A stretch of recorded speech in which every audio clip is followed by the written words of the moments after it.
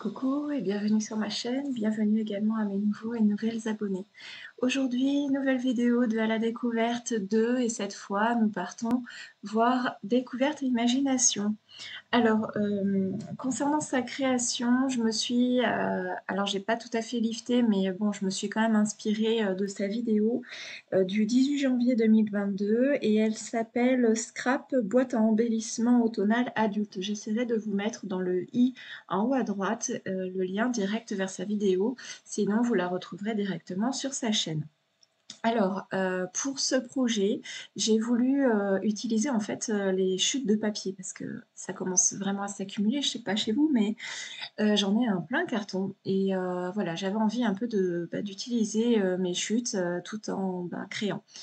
Si le concept vous intéresse, je pense que je vais faire d'autres vidéos en utilisant des chutes de papier, donc si ça vous intéresse, n'hésitez pas à me mettre un commentaire et je le filmerai. Sinon, si je vois que j'ai pas assez de personnes intéressées, je le ferai tout simplement pas. Pour les dimensions de la boîte, alors je les ai adaptées par rapport à celles que j'ai à la maison, hein, donc si ça vous intéresse, je vous les donnerai, mais voilà, j'ai tout simplement mesuré l'intérieur. Alors pour ces boîtes-là, vous devez la reconnaître, c'est la boîte de chez Action. Le fond de la boîte est légèrement incurvé, donc le papier, en fait, c'était pas facile de le coller, mais bon, j'ai quand même réussi à obtenir quelque chose d'assez satisfaisant.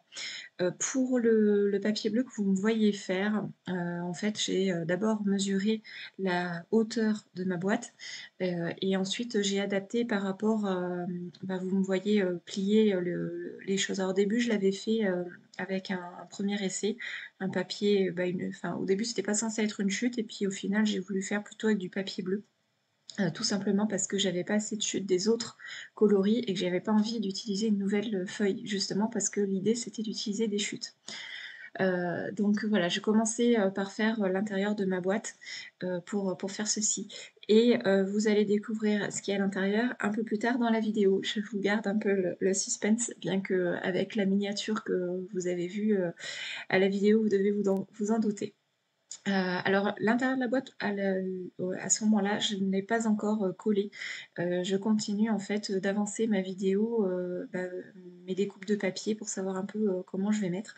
Alors ici, vous m'avez vu, j'ai foiré mon truc en fait. Avec ma perforatrice d'angle, ça m'a coupé ma boîte. Donc c'est pas grave, vu que de toute façon je veux utiliser des chutes, j'utilise tout simplement une autre chute que je vais mettre dans l'autre sens pour pouvoir camoufler ce trou là qui est un peu disgracieux. Donc voilà, et bien écoutez, avant de continuer de vous parler de la boîte, parce que là de toute façon vous me voyez un peu utiliser mes chutes et commencer à mettre en place ma boîte, la décoration de la boîte, je vous propose de lire les réponses aux questions de Samantha de la chaîne Découverte et Imagination. Peux-tu te présenter en quelques lignes? Je m'appelle Samantha, j'aime découvrir, voyager et bien manger. Depuis quand exerces-tu les loisirs créatifs, le scrap? Je scrape depuis 4 ans maintenant, mais j'ai toujours aimé les activités manuelles, surtout la rénovation de meubles. J'aime également chiner dans les brocantes. Qui est ta muse? D'où tires-tu ton inspiration? Mon inspiration me vient de tout ce que je peux voir. J'ai beaucoup d'imagination. Cela peut venir de la nature, d'un objet jusqu'aux créateurs et créatrices sur YouTube, auprès desquels je ne cesse d'apprendre. Création, tutoriels, ouverture, boîte aux lettres et autres. Et ce qui est aussi source d'inspiration pour moi est le fait d'offrir.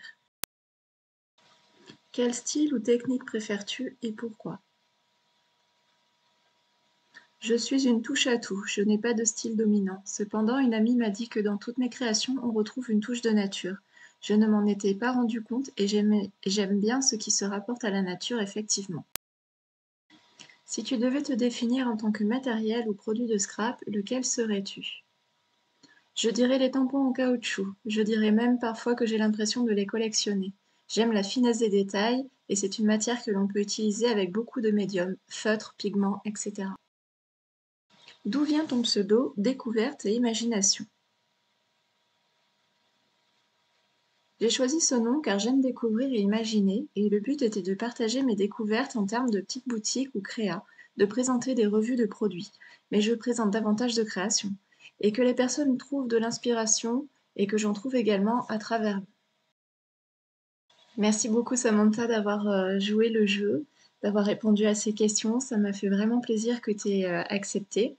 J'espère que cette inspiration d'une de tes créations te fera aussi plaisir, parce que comme tu dis, bah, l'intérêt c'est de pouvoir partager et de pouvoir s'inspirer de ceux qui nous inspirent.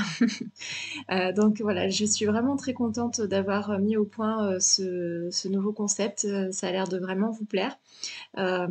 J'ai encore quelques vidéos dans le même genre à vous proposer. Je vais vous en proposer un nouveau, donc restez bien à la fin de la vidéo. Je vais vous en parler sur cette vidéo-là. Et après, qu'est-ce que j'avais prévu? Alors attendez, je prends mon petit planning de vidéos parce que, alors, ces concepts-là, j'essaye de vous les poster tous les 15 jours. Je vais essayer de rajouter des tutos, alors une technique. Qu'est-ce que j'ai prévu d'autre?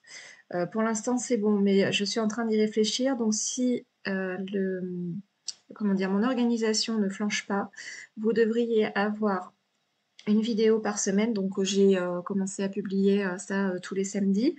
Donc vous devriez avoir ça jusqu'à au moins le mois prochain.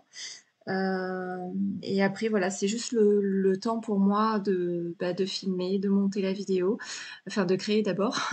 Donc c'est pas toujours évident, mais là, vous en avez, sans compter celle-ci, vous en avez une, deux, trois, quatre de prévues.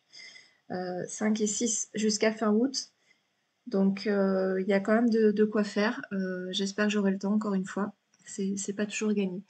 Donc là, j'ai fini de coller, pour en revenir en fait au tuto de ma boîte, j'ai fini de coller l'intérieur de la boîte.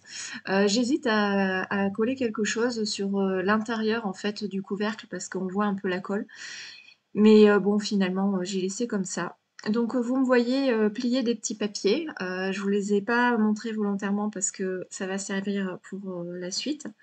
Et je les ai pliés en 4, donc par rapport à 5 catégories que vous allez découvrir tout à l'heure. Et là, je suis en train de finir de décorer la boîte d'extérieur. En fait, je trouvais qu'il manquait un peu de brillant. J'ai eu une petite pensée pour ma petite Sandrine des tutos de Drine qui est vraiment super et je suis sûre que les petits brillants, ça va te plaire. Donc voilà, j'ai rajouté ça et c'est vrai que je trouve que ça illumine un peu plus la boîte. Vous allez me voir, je crois, oui, après vous allez me voir rajouter des petits dots. Comment on appelle, vous voyez le flacon d'ailleurs à l'écran. Je me rappelle plus, j'ai plus le nom, je suis désolée en tête, mais je vais rajouter quelques petits points blancs comme ça en épaisseur sur la boîte pour finir un peu d'habiller parce que bon, il n'y avait pas assez de mix média à mon goût. Ça faisait quand même assez clean comme boîte. Les tampons utilisés, donc je pense que vous avez dû reconnaître le petit doudou. Donc c'est un tampon qui m'a été offert par Sandrine de la chaîne Sandodel.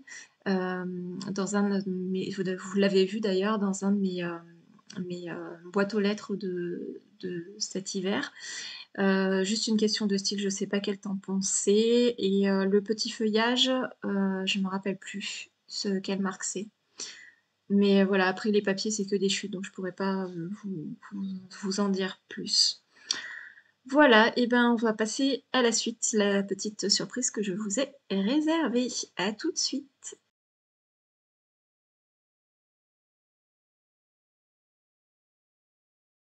Alors la décoration de la boîte est à présent terminée. J'espère que cette vidéo vous aura plu.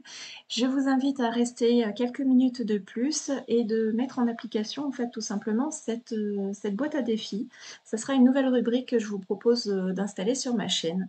Et donc on va faire ça ensemble. C'est tout simplement un tirage au sort. Alors tant que ma petite main innocente n'est pas assez grand, j'ai tout simplement tiré au sort moi. Donc voilà, vous m'avez vu faire faire, on va tirer au sort 5 petits papiers dans chacune des rubriques. Donc la première rubrique, c'est la rubrique défi. Donc ce sera l'inspiration image. Fichier, sur mon ordinateur, j'ai un certain nombre de fichiers et j'ai tout simplement utilisé un tirage au sort pour pouvoir afficher, donc enfin choisir l'image en question qui s'affiche à l'écran. Maintenant, on va terminer donc le tirage au sort pour la rubrique contrainte. Donc, on en choisit une. Donc, ça sera du métal. Donc, le métal comme vous voulez, hein, ça peut être en breloque, voilà, ou en petits embellissements.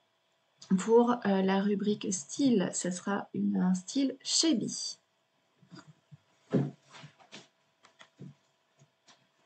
Ensuite, pour la rubrique technique, ce sera du faux métal. C'est assez intéressant comme mélange, hein, le shabby et le métal. Et donc pour la couleur, ce sera le violet. Donc pour cette nouvelle rubrique, je vous propose donc de réaliser une création en respectant les 5 contraintes, on va dire les 5 petits papiers, sachant que vous pouvez choisir un joker, on va dire, donc de ne pas utiliser un des papiers. Pour ce qui concerne le défi en question, nous sommes fin juin. Je vous propose de réaliser, en fait, de vous laisser tout l'été, donc jusqu'à fin août, ça laisse quand même 2 mois pour réaliser la création de votre choix. Si le cœur vous ennuie, vous pouvez m'envoyer votre création par mail à scrapeuse63@gmail.com. Et à ce moment-là, je ferai une vidéo pour vous présenter ma création et vos créations également. Ça pourrait être sympa de réaliser comme ça dans une vidéo ces petites créations en partage. Je vous remercie d'avoir regardé cette vidéo jusqu'au bout. Pour cette création, on se retrouvera donc début septembre pour la présentation de ma création et des vôtres si vous m'en envoyez. Et en attendant, je vous embrasse bien fort. Je vous dis à très bientôt pour une prochaine vidéo. Salut!